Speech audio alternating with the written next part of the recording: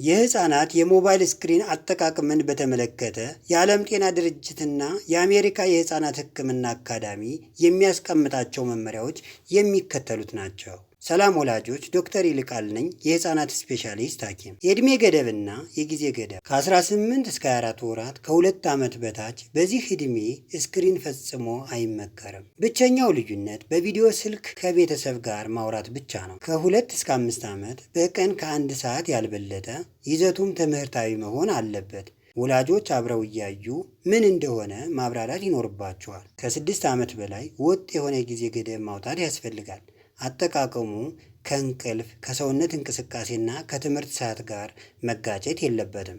ስክሪን ከመፍቀደው በፊት ሊደረጉ የሚገቡ ጥንቃቄዎች፣ ይዘቱን መምረጥ፣ ለልጆች የሚሆን በአማርኛ የተዘጋጀ ትምህርታዊ ቪዲዮዎችን ለምሳሌ ፊደል፣ ቁጥር፣ ስነ ምግባር የሚያስተምሩ መምረጥ።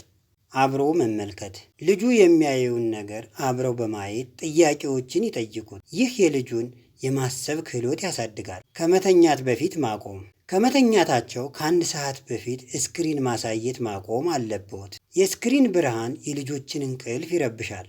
ስክሪን ነፃ ቦታዎች፣ ምግብ በሚበላበት ቦታና መኝታ ቤት ውስጥ ስልኮችን አለመጠቀም። የሞባይል ስክሪን ከመጠን በላይ መጠቀም የሚያስከትለው ጉዳት፣ የንግግርና የቋንቋ እድገት መዘግየት፣ የማህበራዊ ግንኙነት ክህሎት መቀነስ፣ የእንቅልፍ መዘግየትና የአይን መድከም። አመሰግናለሁ።